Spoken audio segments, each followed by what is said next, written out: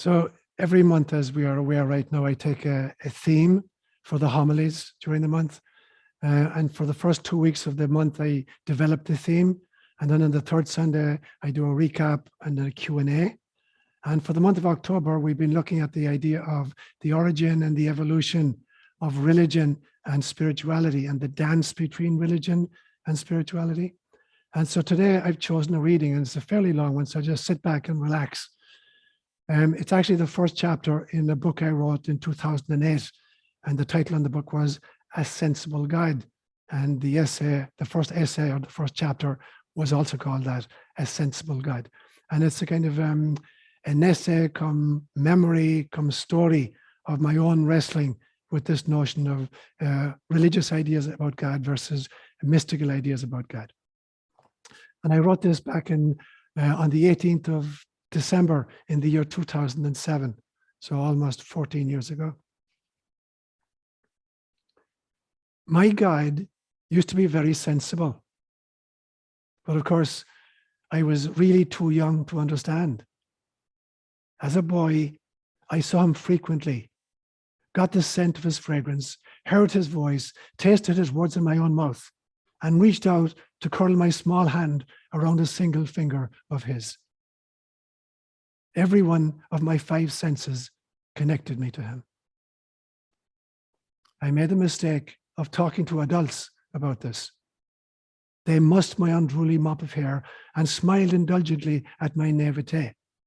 That is, everyone except my great-grandmother, who had managed to survive into old age without ever losing her mystical ability, and my grandfather, who was a lifelong druid.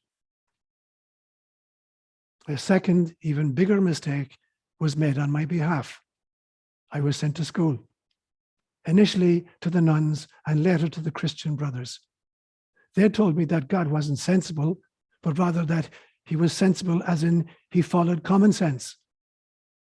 And I believed them because they wore the insignia of God, habits and veils and Roman collars, and the important adults in my life all deferred to them.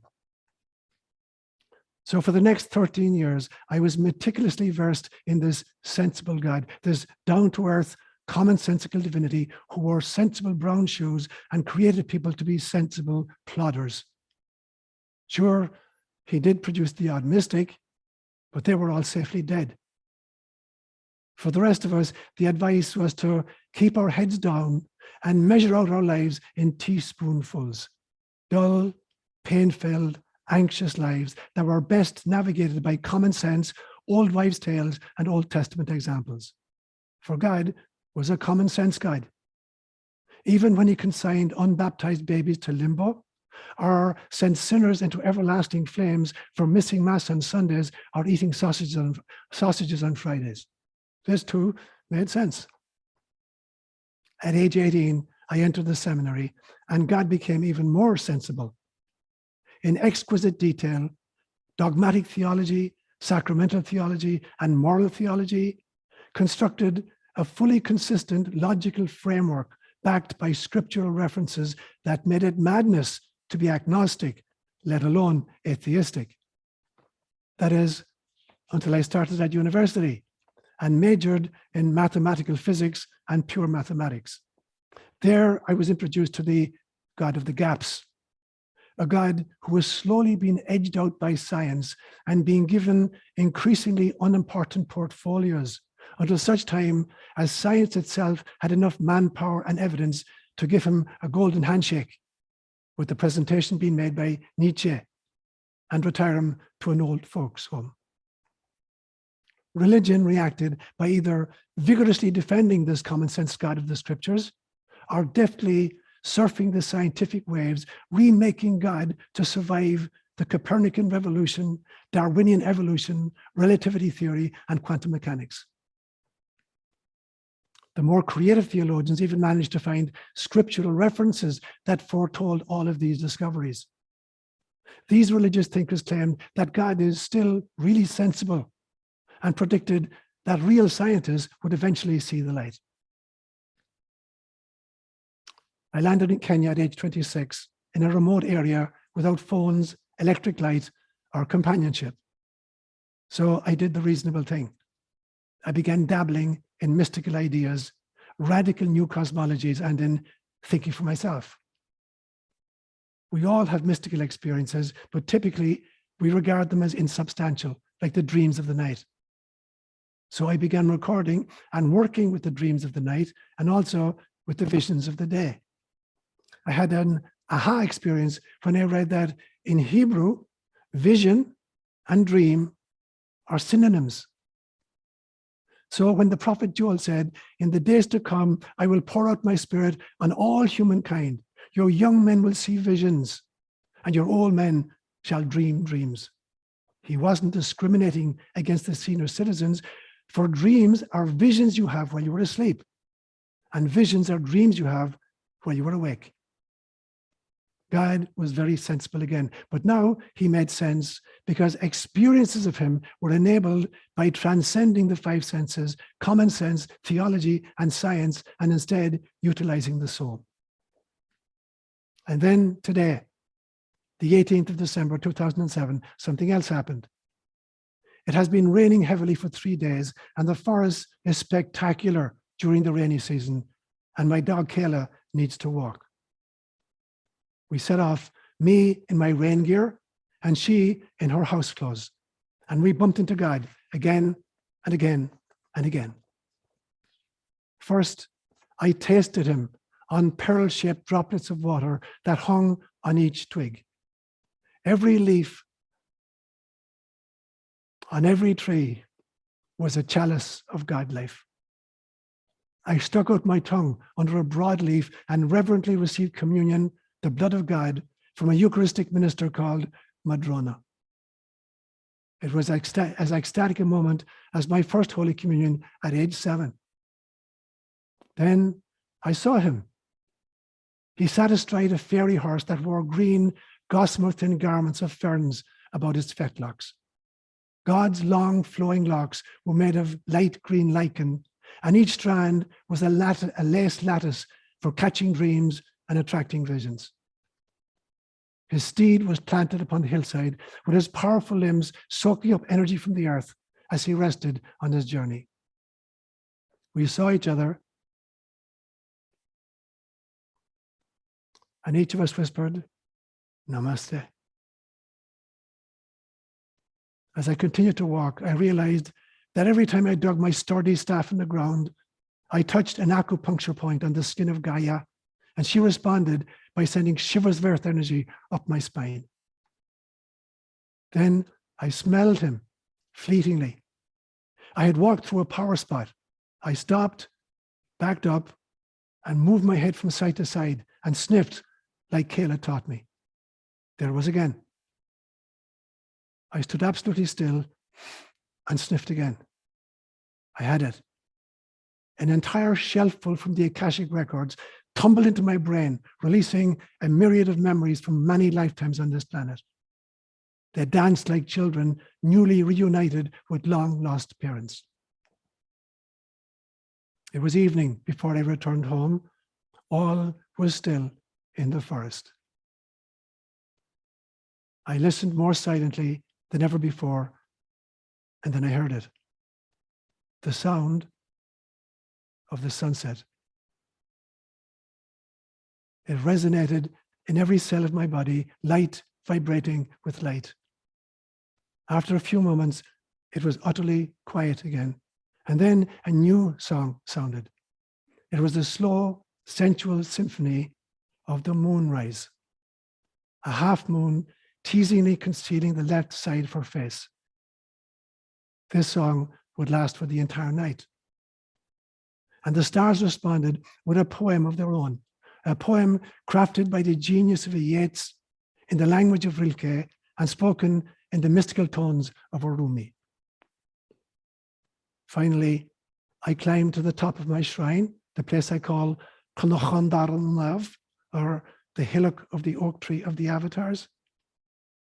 An ancient scrub oak rests there, a garland on the crown chakra of that sacred space. It's always the culmination of my daily pilgrimage. I rested my right hand on the weather-beaten bark And through my now sensitized palm, I could feel the heartbeat of the acorn that begot it. The slow, powerful thump, thump, thump of the druid tree. So today I came full circle.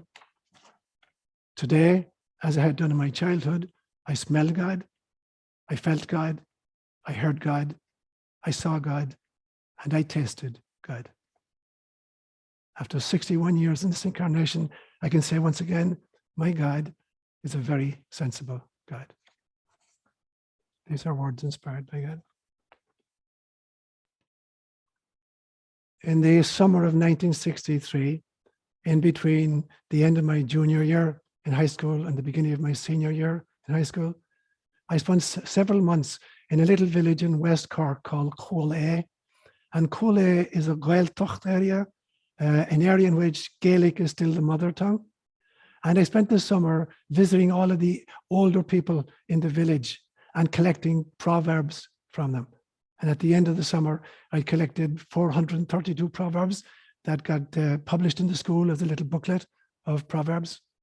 And what I learned then was that stories are the archived wisdom of any culture. You want to go to the wisdom of any culture, listen to their stories, their mythology. And if you want to get the kind of the essential distillation of the stories, go to the proverbs, these extraordinary one-liners. And I always remember one old man whom I was visiting, he said to me, you know what? He said, if Christianity had never come to Ireland, we could live according to the proverbs. And he was absolutely right. When you learn the proverbs of any culture, it's the distillation of their wisdom. And every culture has figured out how to be in harmony with God and how to be in harmony with nature. So all of us are storytellers. I've got my stories, you've got your stories. The question is that we must constantly measure our stories against our experiences of life. Because for many of us, the stories we tell ourselves and the stories we promulgate are stories that have been given to us by other people, and we have accepted them unthinkingly. And sometimes these stories do not jive with our actual personal experiences. So if your stories or your cosmology or your theology isn't preparing you to be able not just to survive life, but to thrive on life, you're listening to the wrong stories and you're telling yourself the wrong stories. And so the question I want to ask today at the beginning is, what stories are you telling yourself? And what stories are you believing? Whether it's your own personal story, whether it's your family stories, whether it's your cultural stories, whether it's the stories you hear from the mass media, what stories are you listening to, are believing, and what stories are you telling yourself?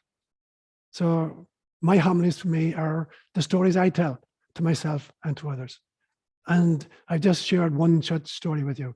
That's one of my stories that represents my experience and my truth in my journey from a 4-year-old little child to a 75-year-old man today. And so as I recap the homilies of the last 2 weeks, I want to measure that against the theory of the origin and the evolution and the further trajectory of religion as it becomes mystical, esoteric spirituality.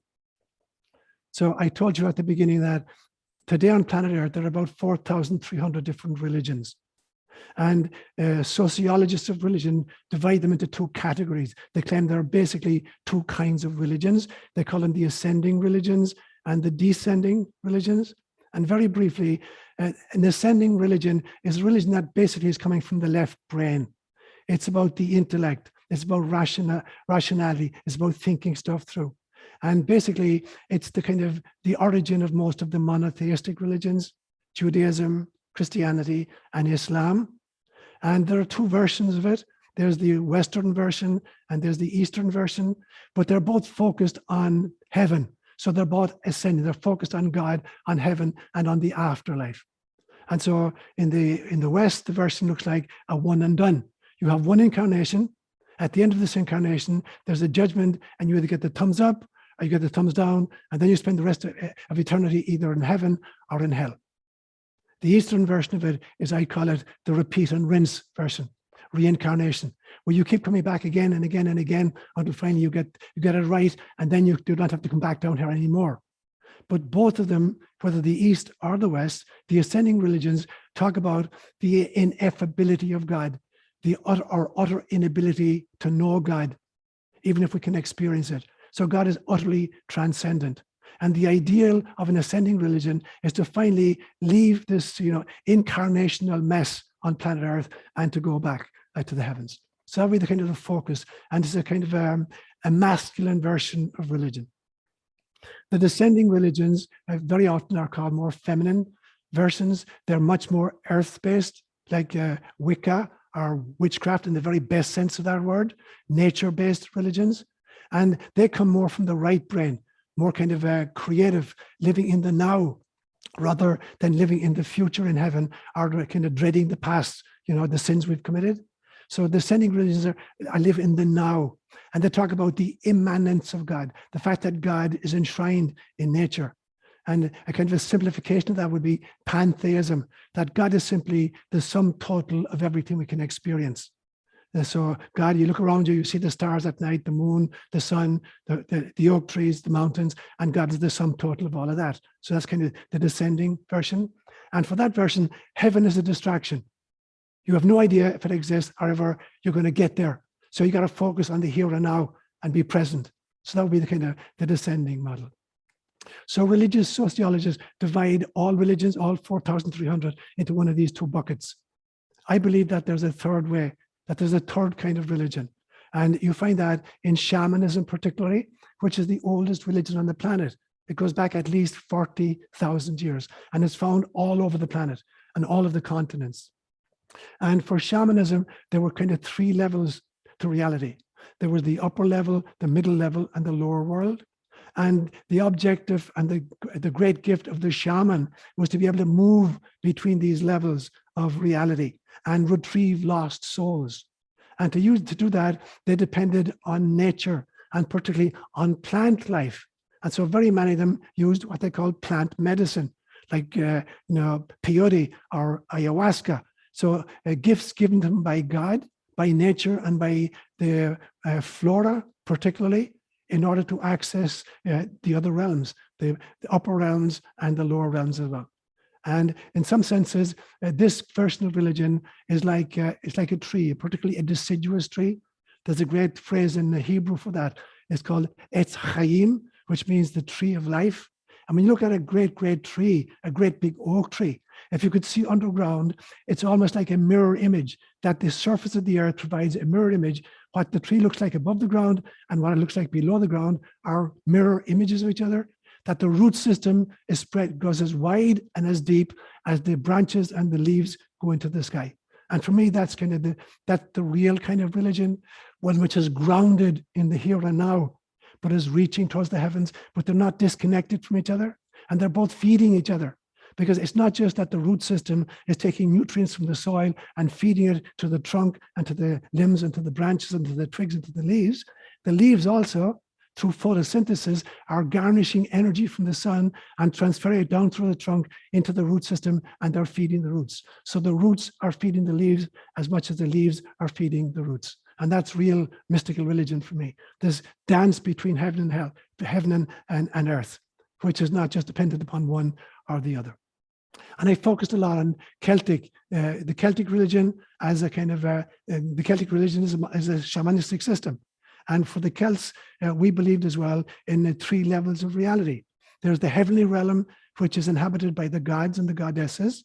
There's the earthly realm, which is inhabited by the flora and the fauna. And there's the underworld inhabited by the ancestors and by the fairy folk. And for the Celts then, there were three orders of priesthood. There was the Ovates, the bards, and the druids. The Ovates were like, they were the wisdom keepers of the future. They kept the wisdom of the future because they were calling us constantly back into alignment with nature. They were prophets. And I've said many times that a prophet is not somebody who foretells the future, but rather somebody who attempts to forestall the future. The prophet is not somebody who can predict the future.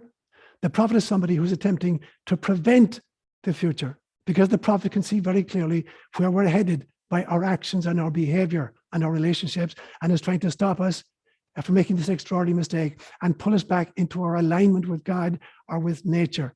And so this was the function of the Ovid for the Celts. Then there were the bards, and the bards were the keepers of the past. They were the historians and the genealogists.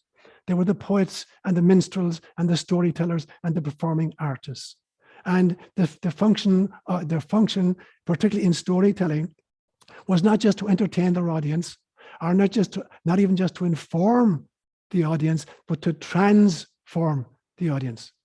The function of any good story and the function of any great storyteller is not simply to entertain you, although he can do that, or not just to inform you, although she can do that as well, but to transform you, to take you in your imagination into the other realms which are just as real, but not as easily visible to you. And then the third group were the Druids, and these were the intellectual giants of the Celtic world. They were the scientists, they were the astronomers, they were the theologians, they were the priests, they were the philosophers, they were the psychologists, they were the lawyers, and they were the judges.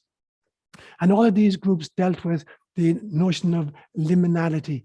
Limina is a Latin word meaning a threshold. As you move from one, as you come from outdoors into indoors, you go over a limina, a threshold. But for us Celts, we had a special term for that. It was called a ÓLaoire, literally a thin place, a place between the veil, between the mystical and the mundane is diaphanous, between the sacred and the secular is diaphanous. So these were entry points into other dimensions. And they could be sacred places like a mountaintop or a lake, but they could also be events like storytelling or music, or they could be people that I would call mobile tabernacles of the sacred, people in whose company you realize that you're in sacred terrain and you're moved by them. Even they don't have to open their mouths. The energy they bring into any situation is an energy of the transcendent meeting the immanent. So we would call those, I'd call those mobile tabernacles of thin places.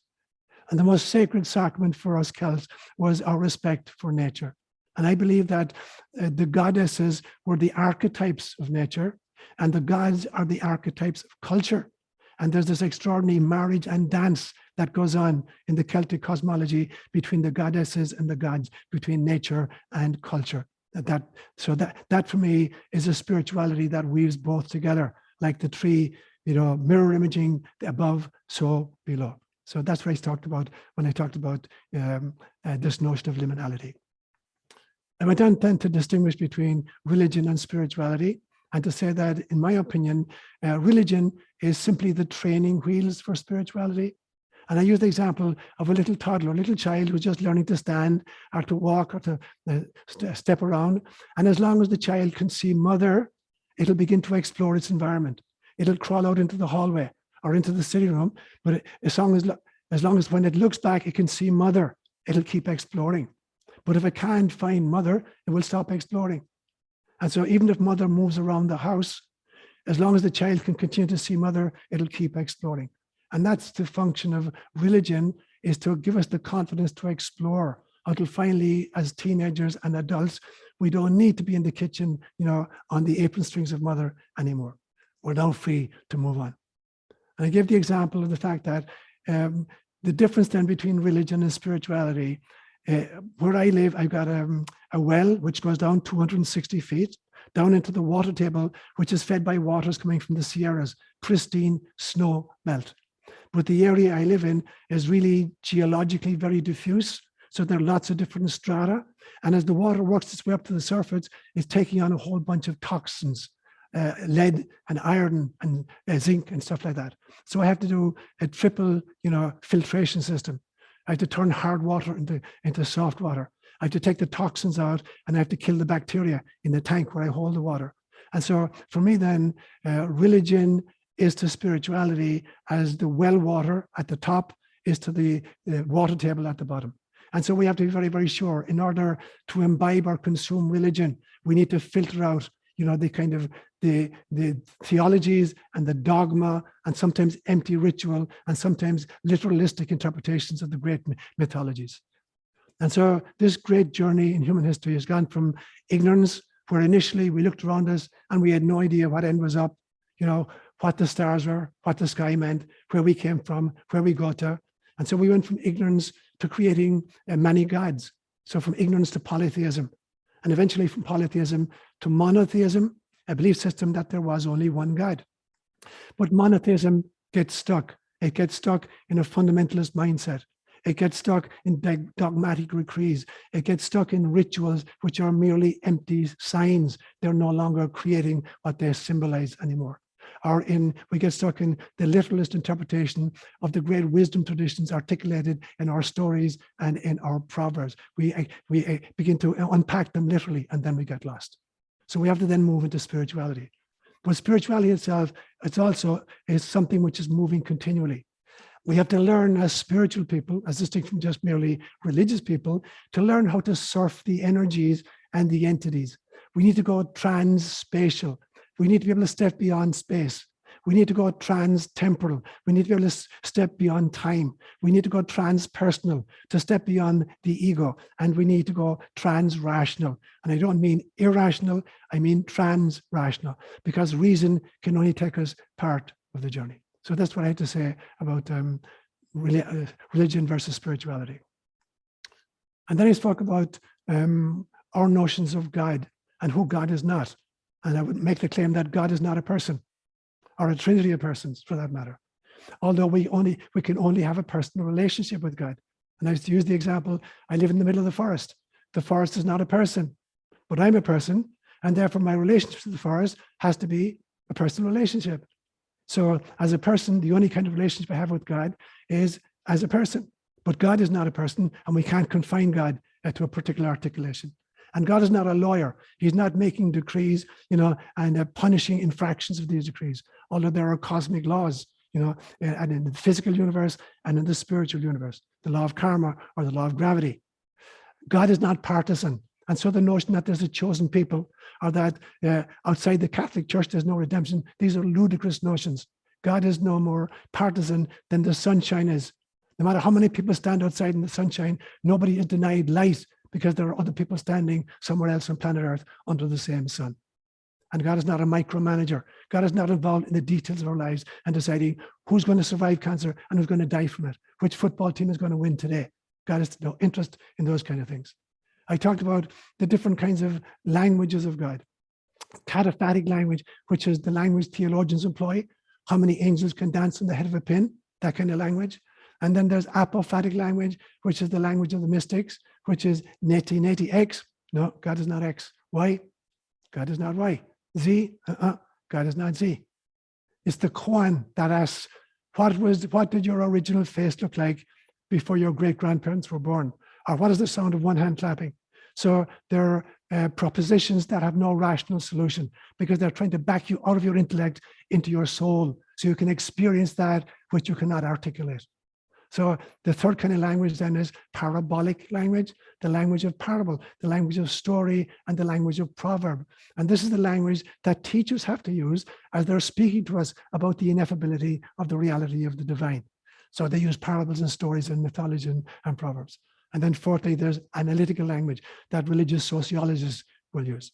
And I talked about the 5 eras, I believe, of religion becoming spirituality.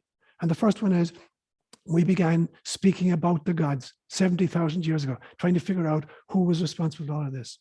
Then secondly, we figured out, we think we figured out who they were. Now we began to have a relationship with them. We began to speak not about the gods, but to the gods, using prayer and ritual. And then the third era was speaking on behalf of the gods. So these were the prophets who purported to speak on behalf of the divine to the rest of us. And then fourthly, were the mystics who spoke as God, because the mystics realized that the only God is real.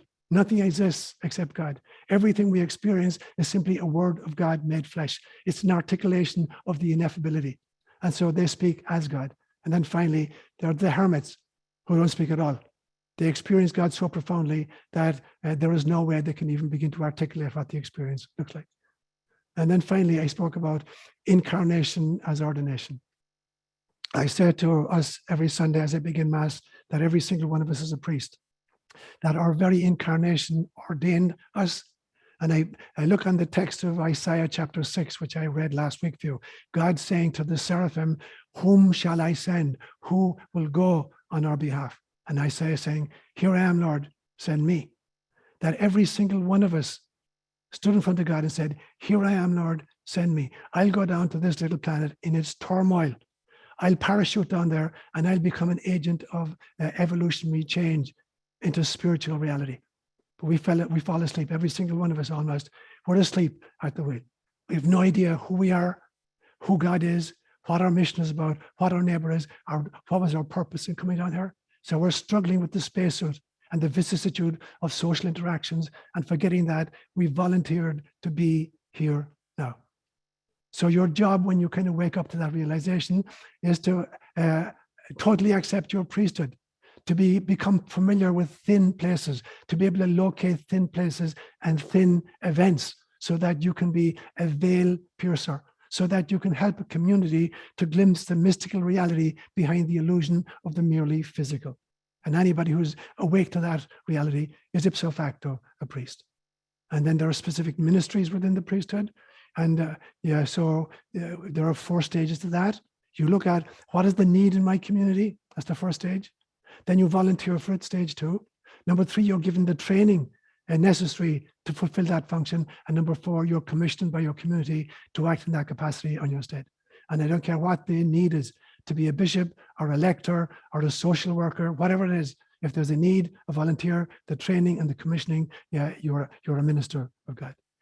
And in forming community then, whether again it's the community of COJ or the community of our culture or the community of our planet, that there are 3 facets that I emphasized again and again and again when I was starting little Christian communities in Kenya between 1972 and 1986. I used 3 Swahili words, kujitegemea, which means self-reliance, kujitumikia, which means self-ministering, and kujienea, which means self-propagating.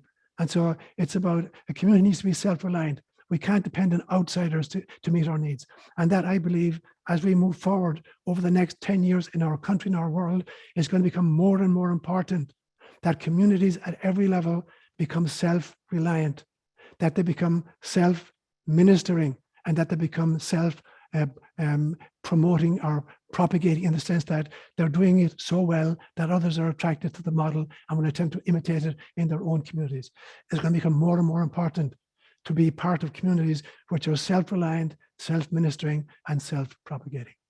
And finally, I concluded with a new vision I have of, the cross. The old version of the cross, Jesus hanging on a tree, nailed and pierced. For me, that's not the final image of Christ consciousness. Rather, it is that the vertical arm of the cross represents the connection between heaven and earth, between the ascending religions and the descending religions. And the horizontal arm represents the connection between all living beings, what Native American Indians will call all my relations. And then the intersection point is your splink of consciousness. You are holding these 2 pieces together by your own self-awareness. And last week I talked about a new kind of version of that. I looked at the great story in the book of Genesis of Jacob's ladder, with this stairway connecting heaven to earth. So again, there were angels going up and down that. It's not just one-way traffic. There are people going up and down that. So that would represent the new vertical arm of the cross. And the new horizontal is the journey from Jerusalem to Jericho. In the book of Joshua, we read that about the year 1210 BCE, when Joshua conquered Jericho and the city fell, the people spent the next 200 years conquering the land of Canaan until they finally conquered Jerusalem in the year 1010 BCE, and King David made it his headquarters. So it was a 200-year physical, military conquest. Jesus tells a story, the Good Samaritan, where a man is going in the opposite direction, from Jerusalem down to Jericho, and he's mugged on the road, and a priest sees him and ignores him, and a Levite sees him and ignores him, and then a Samaritan, the enemy of the Israelites, sees him, picks him up, ministers to him, takes him to Jericho, pays the bill, and makes sure he's fine. So this is a journey that starts in Jerusalem and winds up in Jericho. And it's a conquest of spirituality in which nobody is an enemy anymore. And it's a conquest of healing. That for me is the horizontal arm of the cross. And I actually invited the artists among us, we have many artists in our community, to try to create an artistic rendition of that new cross, whose vertical arm represents the connection between heaven and earth, the Jacob's ladder, and whereas horizontal is the connection, the journey from Jerusalem to Jericho, a healing journey of a spiritual conquest, not a military conquest of physical people. So that's where we went for the last 2 weeks. So we'll open it up now to a Q&A. So this was so helpful to have the entire spectrum of the journey from religion to spirituality. And I see a parallel with myself because I was raised in the Catholic Church. Then I came away from the Catholic Church, but not God. And then I did some searching, came to some other churches, did Bible study for 5 years, and came back to the Catholic religion. And I had a different perspective than I had before, but somehow it was still empty. And that brought us to COJ, which was life-changing for me in particular. And over the years in COJ, I want to thank you particularly for your cosmology that you've shared with all of us. And that has been the glue of our community. I'm still on the journey. And I think you talk about the different ways that we can communicate with the divine and meditation and nature and little children and music and a lot of other things like that. And I try to fill my life with that. And I didn't realize how important nature was to me until I fell and broke my hip. And I was not able to go out and hike. Joe and I used to hike quite regularly.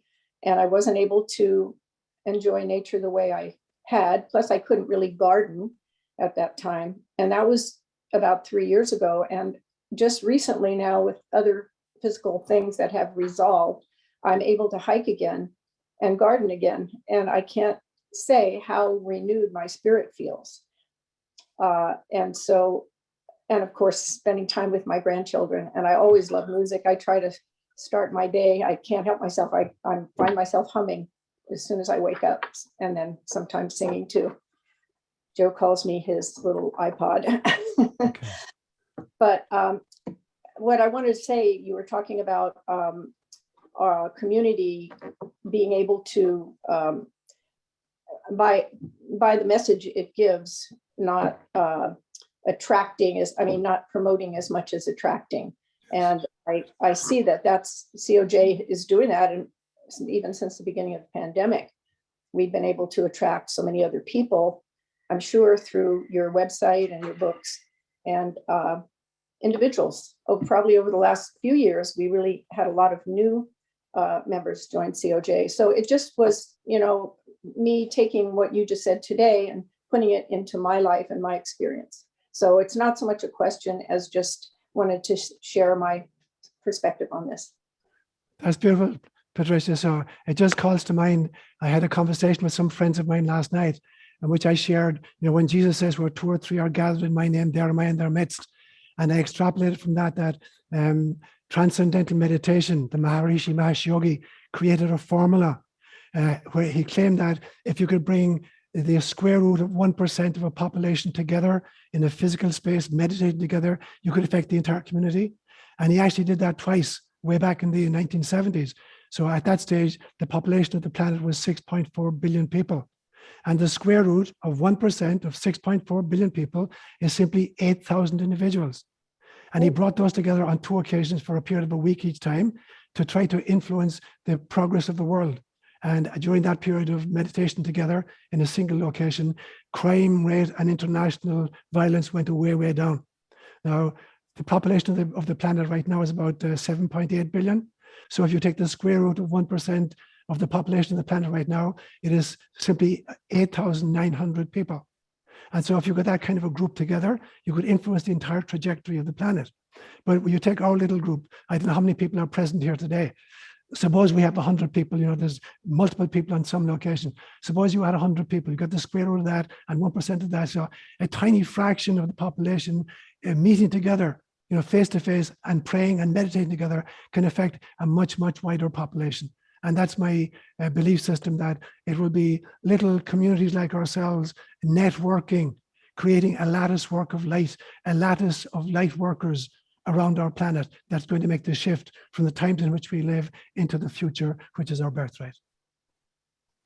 Two things. That tree image that you gave us of the leaves feeding the roots and the roots feeding the leaves, somehow I had never thought of it that way. The moment in my biology class in high school when they talked about how light literally changes and affects and, you know, feeds the tree and us and everything like that, that was one of the most spiritual moments of my life.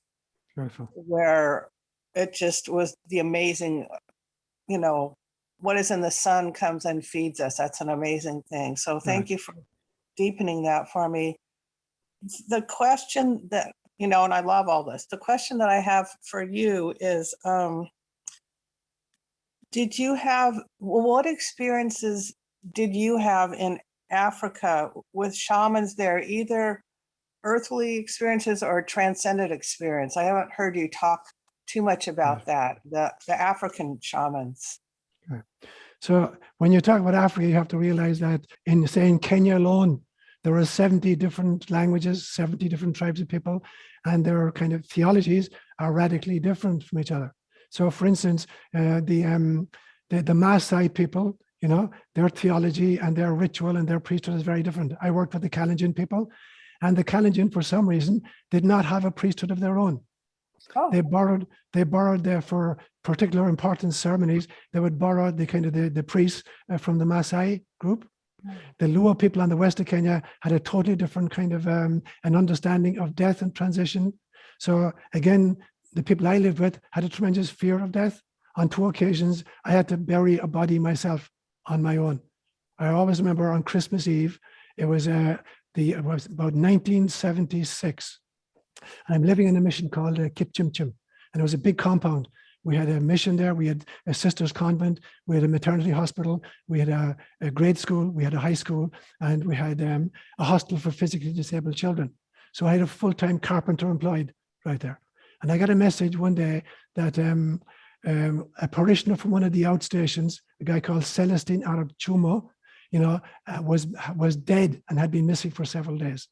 So I go into the city morgue, you know, to try to find if I can recover the body and bring him home. I had the carpenter build a little box. I took a blanket off my bed, put it inside there, went to the hospital, went to the medical officer of health. I wanted to retrieve the body. And he says, the body is in the morgue. And the morgue was, you couldn't believe what it is. It was this shack, half of the door was eaten. There must have been, I would say, 25 bodies just dumped in there on top of each other. And the dogs had eaten away the end of it, and they're going and pulling off body parts. So I'm trying to sort through these bodies to try to see if I can find Celestine Arab Chuma, and I can't find him. I go back to the medical officer of health and say, I can't find my friend. He says, consultant, oh, he's been buried. When bodies were not claimed, after about a week or 10 days, they take them on the back of a pickup, bring them to the community graveyard, and there'd be a big pit dug about 10 feet deep, and just throw them off the back of the truck into the hole. And then they'd put maybe 2 or 3 inches of dirt on top of that, wait for the next body, dump it on top of that. So there could be like 9 or 10 bodies inside there. So I find the grave digger in town, and he brings me down and he shows me where the last batch has been dumped. And at this stage, it's about 7 feet deep down into the thing. And I had my truck with me, and I had 2 or 3 guys with me. None of them would touch the body. So I had to elbow my way down into the grave, down 7 feet deep. I had a rope in the back of my car. I'm looking, there's 2 bodies inside there, one with the head this way and the other head that way. And they're covered with a light dusting of dirt. So I scrape away the dirt from the faces, and the faces have been eaten. I can't recognize either of them. I scrape away, and then I recognize Celestine had this huge big buckle belt, like a cowboy belt. He was really proud of, and I find that. So I know this is Celestine, even though I don't recognize him. So I climb back out of the hole, get a rope, tie it to the back of my truck, go back down, and I tie it around his above his elbow. The guys won't touch the body. And I then have to go into the truck, drive it really slowly, and pull the body up out of the grave, hoping that his limb is not going to come off. I get him outside, take off the rope, wrap him in the blanket, roll him, bring the coffin over on his side, roll him into it, nail down the coffin. And at that stage, they'll agree to lift the coffin and put it into the back with me, but they wouldn't touch the dead body. Now, in other tribes, the Luo tribe, when somebody dies, they'll keep the body for a week until all of the relations from all over Kenya are gathered. And they have these huge, big ceremonies, for the dying. So the theologies and the belief systems and the kind of rituals are radically different from group to group, even within Kenya. And Kenya is just one of many, many, many countries in Africa. There are about 700 different languages and cultures in Africa. So you'd have to know a specific, group in order to find out what the ritual and the theology is. One quick question. So you had dealings with a Maasai as well at all? The Kalenjin would bring in the priests from the Maasai for significant rituals. They didn't have a real priesthood among the Kalenjin people. Yeah. Okay. Yeah. I'm so grateful for you, and I admire you so deeply for your ability to articulate such depth with your stories and such a rapid fire effortlessness. I know it took so much preparation, but I'm just so admiring of your ability to communicate these stories and integrating your experiences in all of these traditions. And I'm really grateful for your reminder of what stories are we telling ourselves and whose stories are we identifying by, because that is something that I constantly go back and forth between knowing my truth and knowing the truth that's been grafted upon me by my family, society, by the physical world, and the way we see and treat these sort of awakening experiences as those of psycho-spiritual crisis or mental illness. And I'm so moved, and I've been thinking about your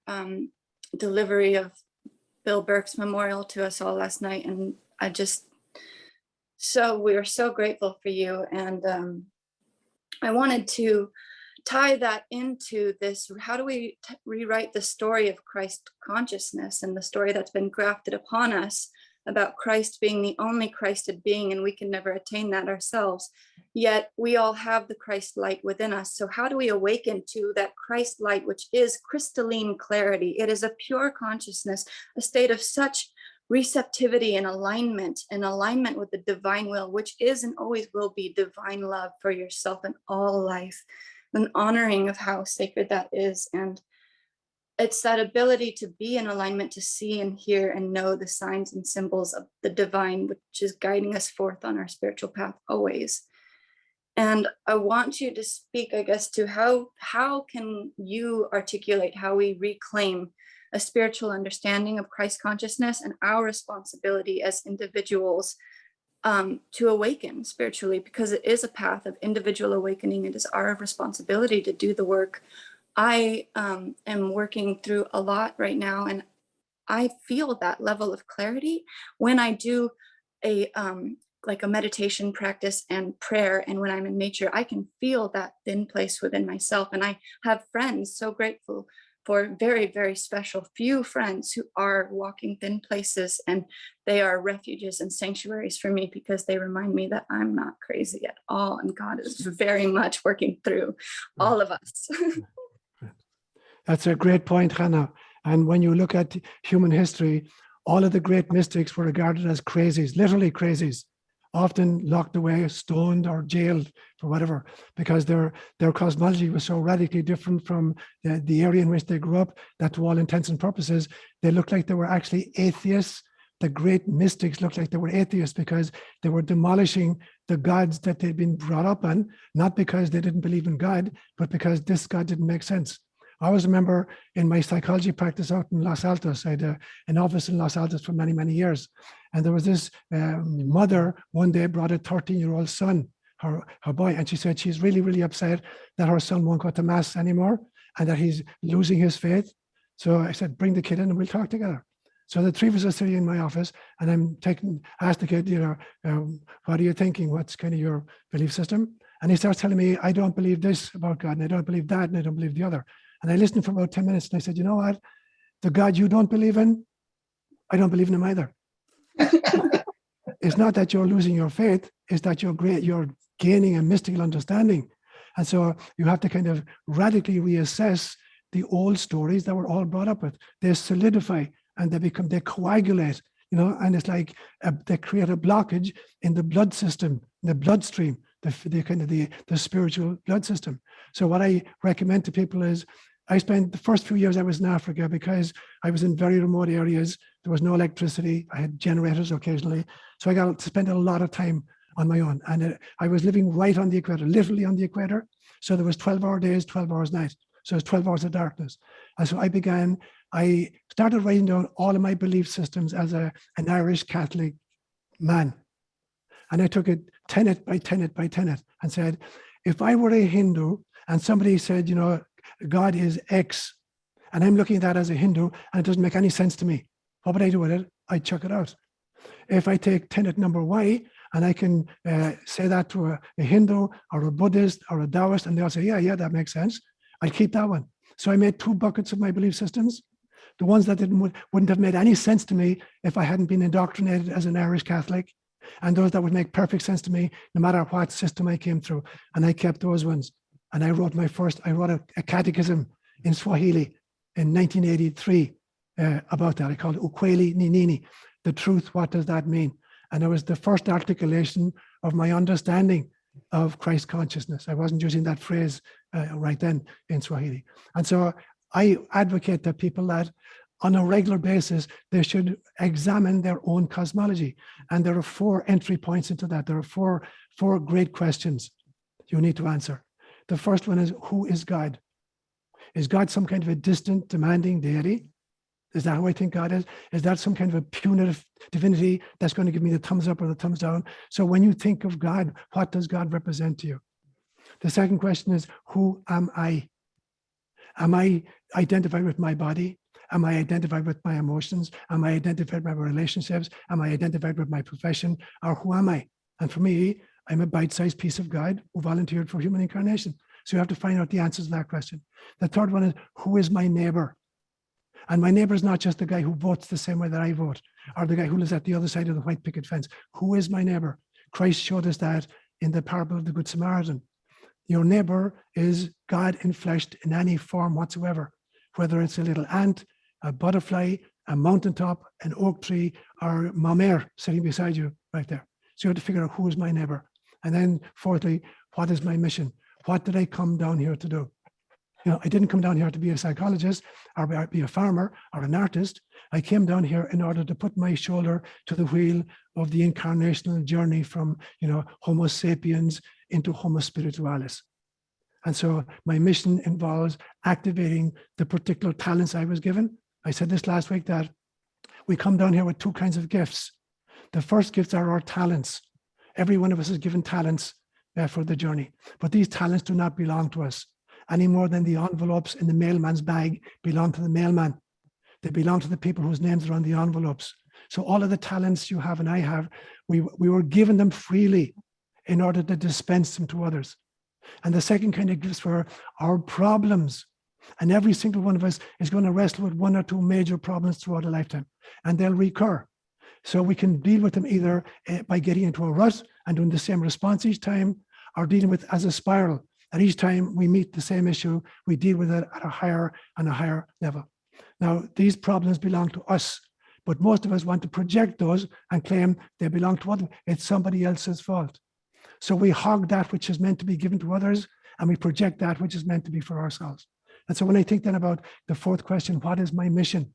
It's about looking at the gifts I've been given, the talents I have, and the problems I've experienced, and working with those. And on the basis of the answers to those 4 questions, you have the skeleton of a brand new cosmology. Now you have to measure that against your life experiences. Is that model able to adequately, you know, kind of accommodate all of my experiences? And this is very scientific. The scientific model basically goes through the following stages. And I don't care whether it's, you know, you're talking about geology or physics or pure mathematics or, you know, mysticism, whatever it is, they're all scientific. The first stage is you make a bunch of observations in your field of interest. The second one is you begin to identify possible patterns in the data. The third one is you create a hypothesis to explain the putative pattern. The fourth one is you set up some kind of an experiment to test your hypothesis. If it turns out to be right, you now repeat the experiment in somebody else's laboratory, ask somebody else to do the same kind of tests.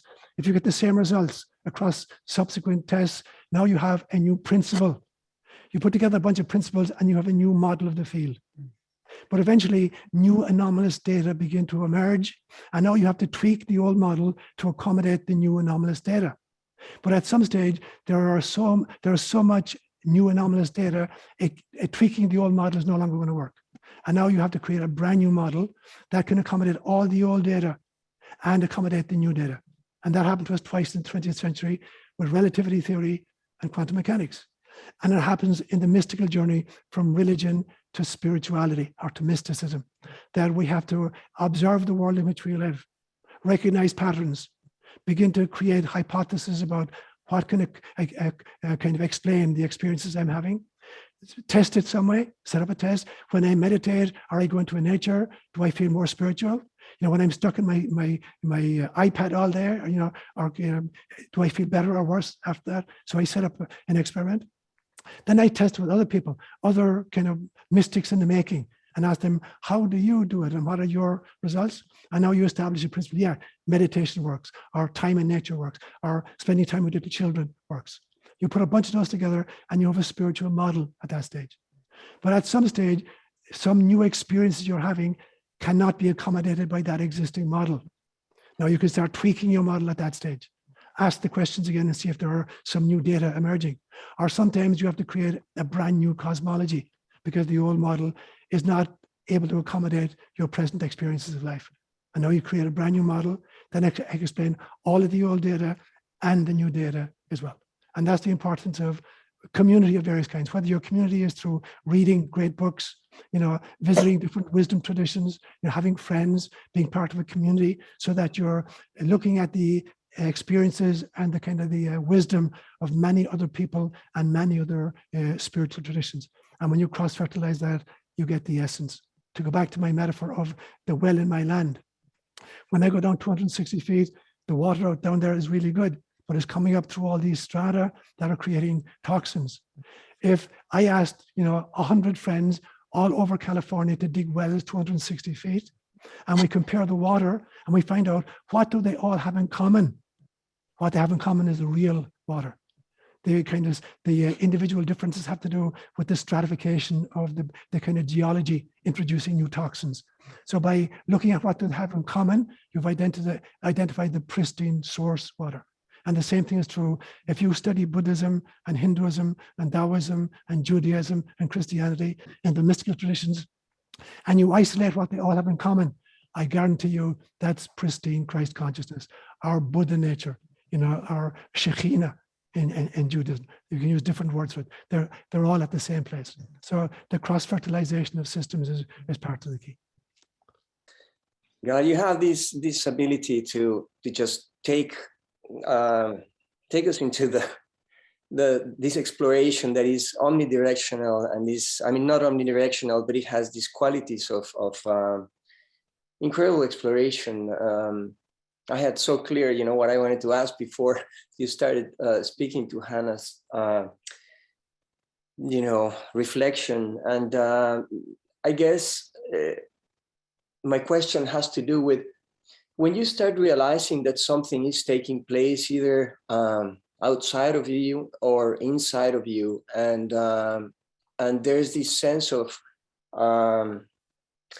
urgency because we realize that we have to seize this opportunity to do something, to communicate or to share in more expansive moments, and but it's mostly about, I guess, not going back to sleep, and there's this sense of agency that staying in that space and walking that line, continuing that exploration in that without falling into as they were saying, somebody was saying, into not promoting as much as inviting, and not wanting to make the horse drink the water, but just leading the horse to what has brought peace internally, I guess, to us. And in these times, I feel that this is just so clear for me how traversing that space of honoring where everybody is at, and at the same time not betraying our own agency in communicating, even if it's just inviting that into our presence, you know, keeping that in mind to the day. So my question, I guess, has to do, or if you care to elaborate a little bit about this notion of comfortability in uncertainty. What would you suggest? I mean, it's this community that is influenced by you is, I feel, is a very important seed, as you mentioned, you know, in this exponential possibility of what's taking place here, and how. Anyways, I get lost in my own thoughts, but uncomfortability, like certainty within uncomfortability. That's a great question, Germán. And the image that comes to mind immediately for me is the image of childbirth. I don't know if you've ever gotten to witness a child, birth of a child. I've done it several times. In fact, I delivered a child at one stage in Kenya. And so when you look at the kind of the labor pains and the experience of the mother, you know, during the last, depending, could be from, you know, 24 hours to 3 or 4 hours, you know, but the experience of the contraction, both from the point of view of the mother and the point of view of the child.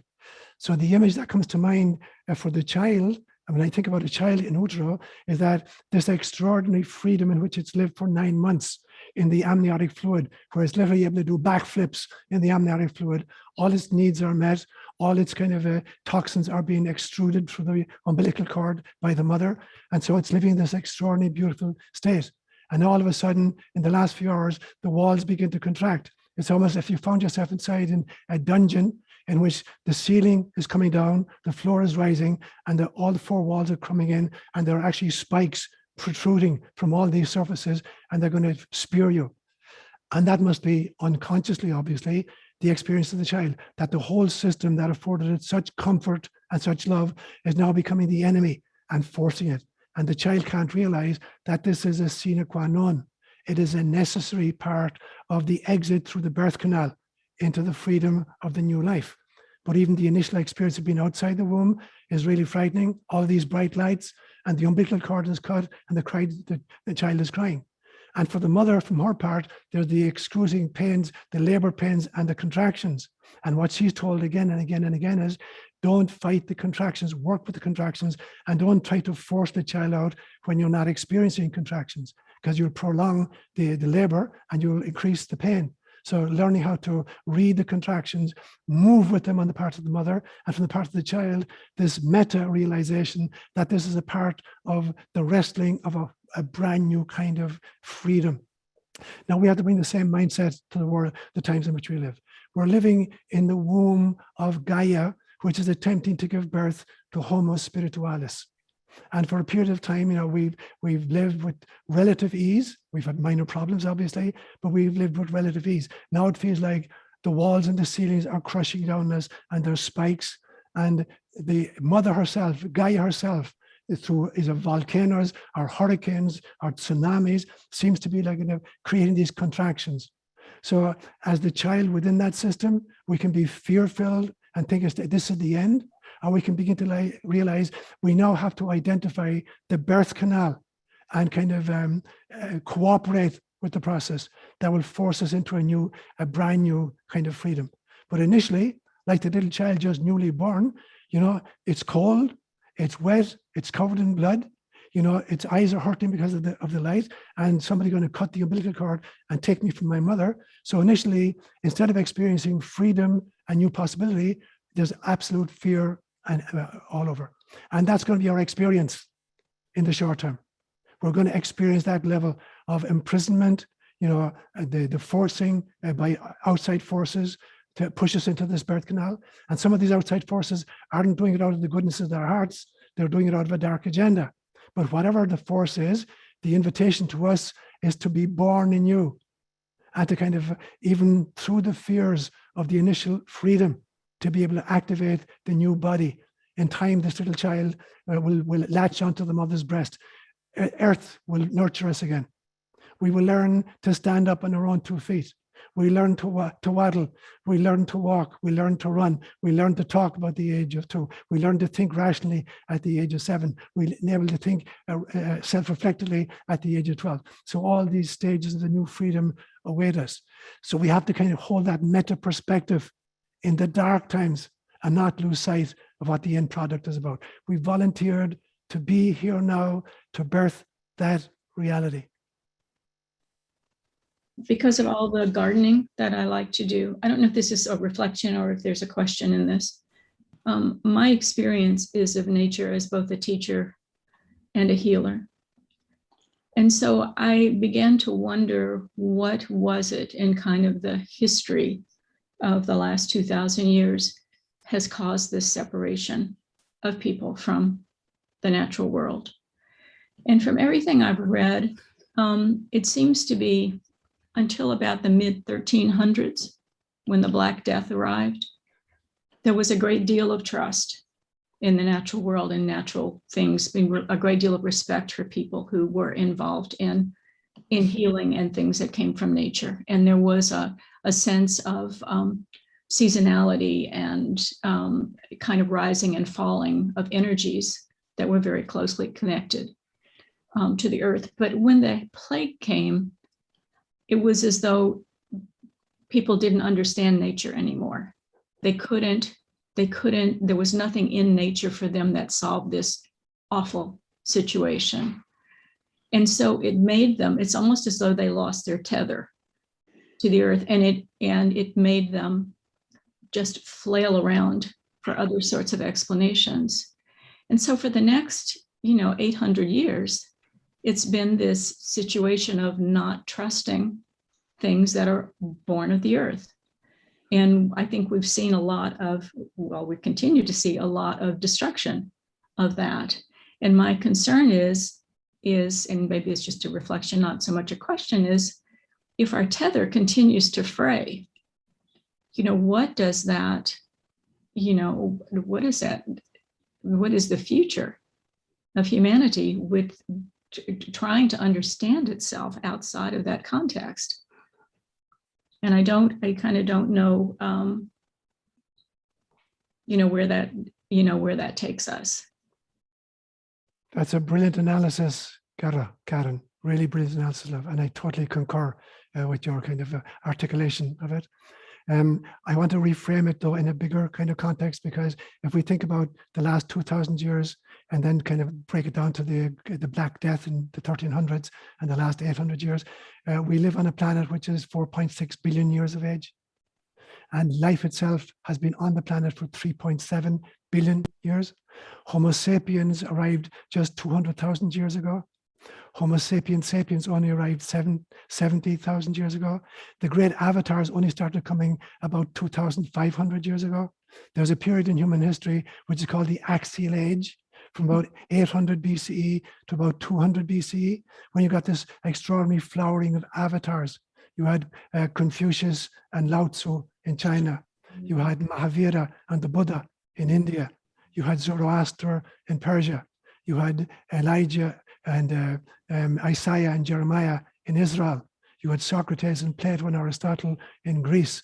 So throughout the world, there was this extraordinary flowering of these avatar figures, but that's just 2,500 years ago. And so we have to recontextualize 800 years in a lifespan of 4.6 billion is a tiny period of time. But since most of us live, just 80 if we're lucky, we look at, at that period of time and we want to see changes and differences in our own lifespan. So part of the trick is to kind of elevate our consciousness and look at the entire trajectory. In fact, our cosmos is 13.8 billion years of age. There are parts of our cosmos which are 9 billion years older than our solar system and planet Earth. Life itself on this planet is 3.7 billion years of age. So we have to look at this last 800 years as not just merely an aberration, but as a mistake that a little child makes when she's learning how to walk for the first time. She's going to fall on her tush and pick herself up and fall on her tush again. And finally, she'll learn to stand upright and to walk. We're falling on our tush for the last 800 years, in a sense. We have kind of, in some senses, abandoned mother in some way. We've created a technology which has extraordinary benefits and extraordinary side effects. And we're not looking at the side effects of it. We're focused only on the possibilities of the technology and the kind of the isolation from the planet. But it takes a major crisis to wake people up sufficiently so that they don't go back to sleep again. And I've been saying for years and years and years, if a small number of people wake up and they put a Band-Aid on a problem and then we all go back to sleep, the wound is just festering at a deeper and deeper level. It's going to get worse and worse. So it has to get bad enough so that enough people wake up and stay awake that we make the transition into the next stage. So I see this 800 years that you've talked about, and I totally concur with your analysis of it. I see that as falling on our backside temporarily as a species on planet Earth in order to realize the error of our ways and pick ourselves up and learn how to walk more adroitly. So that's where we're headed, learning from our mistakes. The whole notion of, I've said this many, many, many times, the notion of perfection. Perfection comes from the Greek word telos, and it means not to be a stainlessly steel perfect. It means to be committed to the purpose for which you were created. And so a little acorn is perfect because contained within the acorn is all the resources it needs to become a majestic oak tree. Just given the right environment, it'll become a great oak tree. And locked within the human psyche, within the human soul, is the ability to be, a mystic. And locked within the human culture and the human species is the ability to become homo spiritualis. And those of us who are trying to come awake must hold that vision for those of us who are still asleep, so that we can navigate these 800 years and however long more it's going to continue until enough of us wake up that we become the critical mass that refocuses our energy and our relationship with Pachamama.